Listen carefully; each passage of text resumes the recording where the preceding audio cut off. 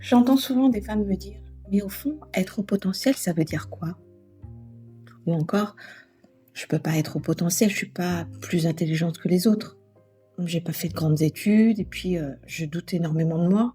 Donc si j'étais, au potentiel, j'en serais pas là où j'en suis aujourd'hui dans ma vie». Et c'est justement là que commence la confusion. Parce que lorsqu'on entend l'expression haut potentiel, on imagine souvent une personne exceptionnellement brillante qui comprend tout, réussit tout et avance plus vite que les autres. Mais être au potentiel ne signifie pas être supérieur aux autres. Cela ne garantit ni la réussite, ni la confiance en soi, ni une vie sans difficulté. Alors, qu'est-ce que ça veut dire vraiment? C'est ce que je vais t'expliquer aujourd'hui. Bienvenue sur le podcast Bonne Nouvelle, tu es hypersensible et au potentiel. Je suis Séverine Evy, coach certifiée, spécialisée dans l'accompagnement des femmes hypersensibles et au potentiel et formée au test de douance. Sur cette chaîne, je t'aide à mieux comprendre ton fonctionnement pour cesser de le subir et commencer à en faire une véritable force. Commençons par une question essentielle. Pourquoi dit-on haut potentiel ? Le mot haut fait référence à des capacités de raisonnement, de compréhension et de traitement de l'information qui se situent au-dessus de la moyenne.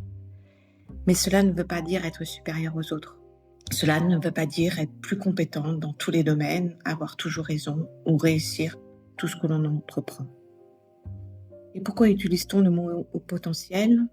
Parce qu'il s'agit de capacités que la personne possède, mais qui ne sont pas forcément visibles, pleinement développées ou utilisées dans sa vie. Un potentiel n'est pas un résultat, tu peux avoir de grandes capacités et pourtant douter de toi, avoir connu l'échec, ne pas avoir fait de longues études, ou ne pas réussir à trouver ta place. Le haut potentiel désigne donc à la fois des capacités cognitives élevées et une manière particulière de comprendre, d'analyser et de traiter les informations. Mais la façon dont ce potentiel va s'exprimer dépend aussi de ton histoire, de ton environnement, de ta confiance en toi et des expériences que tu as traversées. C'est pour cela qu'une personne peut être haut potentiel sans se sentir particulièrement intelligente et parfois même se sentir moins capable que les autres. Alors, concrètement, qu'est-ce qui se passe dans la manière de penser ? Le cœur du haut potentiel se trouve d'abord dans le fonctionnement cognitif.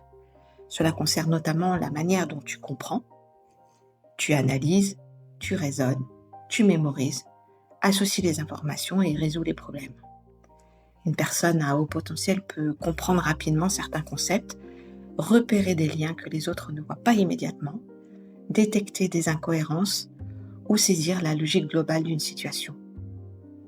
Elle ne se contente pas de recevoir une information telle qu'il lui est présentée, elle cherche ce qu'elle signifie, ce qu'elle implique, ce qu'elle pourrait produire, ce qui manque, ce qui ne tient pas debout. Prenons une situation très simple. Quelqu'un te pose une question. Pour cette personne, il n'y a peut-être qu'une réponse évidente, mais dans ta tête, plusieurs pistes apparaissent presque immédiatement. Tu penses à la réponse, bien sûr, mais aussi aux exceptions, aux conséquences, aux personnes concernées, aux risques éventuels et à ce que cette question pourrait vouloir dire derrière les mots. Et parfois, pendant que tu cherches la réponse la plus juste, la personne en face pense que tu compliques tout. C'est ce qu'on appelle la pensée en arborescence. Une idée en ouvre une autre, puis une deuxième idée en ouvre 3 nouvelles, et chacune de ces idées peut encore produire d'autres associations. Ta pensée ressemble alors moins à une ligne droite qu'à un arbre dont les branches se multiplient. Ce mode de pensée est extrêmement riche. Il permet de créer, d'anticiper, d'inventer, de comprendre des situations complexes, mais il peut aussi être fatigant. Parce qu'une question apparemment simple peut ouvrir 10 dossiers dans ta tête et qu'une décision anodine peut soudain comporter tellement de paramètres que tu ne sais plus lequel choisir. Et c'est là que l'on rencontre un paradoxe important. Comprendre vite ne signifie pas forcément agir facilement. Tu peux comprendre très rapidement une situation et pourtant avoir beaucoup de mal à prendre une décision. Pourquoi ? Parce que tu ne vois pas seulement une possibilité, tu en vois 5, 10 ou 15. Et tu peux également anticiper les conséquences de chacune d'elles. Tu repères ce qui pourrait fonctionner, mais aussi tout ce qui pourrait échouer. Tu peux donc te retrouver à suranalyser, à douter, à te disperser ou à procrastiner. Non pas parce que tu ne comprends pas, mais parfois parce que tu comprends et anticipes énormément de choses en même temps. De la même manière, tu peux apprendre très vite lorsqu'un sujet t'intéresse, puis être incapable de te mobiliser pour une tâche qui te paraît vide de sens. Tu peux avoir de grandes facilités dans un domaine et te sentir beaucoup moins à l'aise dans un autre. Tu peux avoir de grandes capacités intellectuelles et manquer profondément de confiance en toi. Les capacités ne suppriment ni les blessures, ni les peurs, ni la fatigue, ni les difficultés de la vie.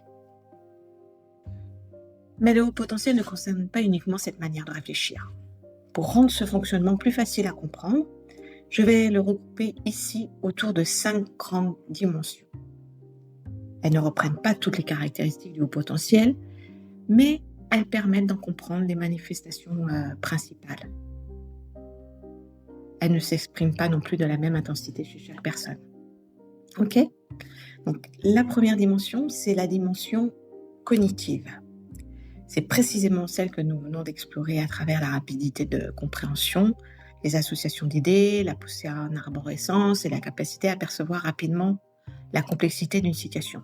Je ne vais donc pas la redévelopper ici. Retiens simplement qu'elle représente le socle du haut potentiel, mais qu'elle ne suffit pas à elle seule à raconter toute la personne. La deuxième dimension, c'est la créativité. Et la créativité ne concerne pas uniquement l'art. C'est aussi la capacité à imaginer plusieurs solutions, à sortir du cadre, à associer des idées éloignées ou à voir ce qui pourrait exister alors que ça n'existe pas encore. Tu peux avoir beaucoup d'idées, voir rapidement ce qui pourrait être amélioré, imaginer une autre façon de travailler, d'enseigner, de créer, d'aimer ou de vivre. Tu peux aussi avoir une imagination extrêmement vive, créer des scénarios par exemple, des images, des concepts ou des possibilités très détaillées dans ton esprit et parfois ressentir de la frustration parce que la réalité avance moins vite que ta vision. La troisième dimension, c'est l'intensité et la sensibilité. Chez les personnes à haut potentiel, cette intensité peut s'exprimer de plusieurs façons. On distingue notamment 5 formes d'hyperstimulabilité. L'hyperstimulabilité psychomotrice, sensorielle, intellectuelle, imaginative et émotionnelle. Elles ne sont pas forcément présentes avec la même intensité chez chaque personne. L'hyperstimulabilité sensorielle concerne la façon dont tu perçois le monde à travers tes 5 sens. On parle alors d'hyperesthésie lorsqu'un ou plusieurs de tes sens sont particulièrement développés ou réactifs.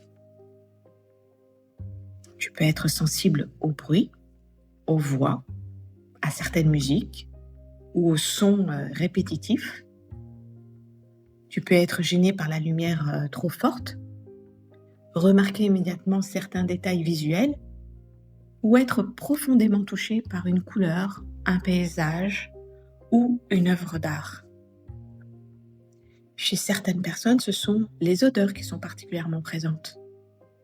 Une odeur peut être perçue très rapidement, devenir envahissante ou faire ressurgir instantanément un souvenir.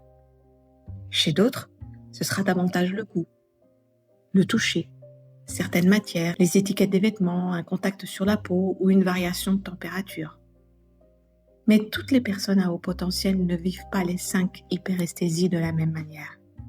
Tu peux avoir une sensibilité auditive très forte et être beaucoup moins sensible sur le plan gustatif ou visuel. À côté de cette sensibilité sensorielle, il existe aussi l'hyperestimulabilité émotionnelle. Elle se manifeste par des émotions profondes, une grande empathie, une forte réceptivité aux ambiances, aux non-dits, aux changements de ton ou à ce que vivent les autres. Tu peux ressentir une joie, une injustice, une déception ou une tension avec une intensité que ton entourage ne comprend pas toujours. Il existe également l'hyperstimulabilité imaginative. Elle se manifeste, elle, par une imagination très riche, la capacité à créer des images, des histoires, des scénarios ou des possibilités extrêmement détaillées dans ton esprit. Tu peux anticiper ce qui pourrait arriver, rejouer une conversation, imaginer plusieurs versions d'un même projet ou voir très précisément quelque chose qui n'existe pas encore. Et chez certaines personnes, cette intensité s'exprime aussi dans le corps, à travers un besoin de mouvement, une énergie importante, une parole rapide, une difficulté à rester inactive ou une impression d'être constamment poussée à agir. Et c'est ce qu'on appelle l'hyperstimulabilité psychomotrice. Il existe, comme je te l'ai dit, aussi l'hyperstimulabilité intellectuelle. Elle se manifeste notamment par une grande curiosité, un besoin d'apprendre, de comprendre, de remettre les choses en question ou de se remettre soi-même en question. Tu peux explorer de nombreuses théories, chercher plusieurs points de vue, vouloir approfondir encore et encore, sans jamais te sentir suffisamment experte. Et parfois, cette recherche permanente peut te conduire à réfléchir énormément sans réussir à passer à l'action. Il n'existe donc pas une seule manière d'être sensible ou intense. Chez certaines personnes, l'émotionnel sera très visible. Chez d'autres, ce seront surtout les sens, l'imagination, l'activité intellectuelle ou le besoin de mouvement. Et plusieurs formes peuvent naturellement se combiner. La quatrième dimension, c'est le besoin de sens, de justice et de cohérence. Tu as peut-être du mal à faire quelque chose uniquement parce que cela se fait comme ça. Toi, tu as besoin de comprendre pourquoi, à quoi ça sert, en quoi cela est juste, utile ou cohérent. Les contradictions, les règles absurdes, les mensonges, les doubles discours ou les relations superficielles peuvent te coûter énormément d'énergie. Non pas parce que tu veux forcément tout contester, mais parce que ton esprit cherche naturellement une logique. Et parce que certaines incohérences ne touchent pas seulement ta pensée, elles viennent heurter directement tes valeurs. Tu peux également ressentir les injustices de manière très forte, même lorsqu'elles ne te concernent pas personnellement. Une situation que d'autres considèrent comme un simple désaccord peut provoquer chez toi une véritable réaction intérieure parce qu'elle touche ce que tu considères comme digne, honnête et équitable. La cinquième dimension, c'est l'exigence et le besoin d'accomplissement. Lorsque tu vois rapidement ce qui pourrait être amélioré, tu peux devenir très exigeante envers toi-même. Tu imagines le résultat idéal, tu perçois les détails, les failles et les approximations. Et l'écart entre ce que tu imagines et ce que tu parviens à réaliser peut provoquer de la frustration, du perfectionnisme ou même de la paralysie. Tu peux repousser un projet non pas parce qu'il ne t'intéresse pas, mais parce que tu sais déjà exactement ce que tu aimerais produire et que le résultat réel te paraît, avant même d'avoir commencé, très éloigné de ta vision intérieure.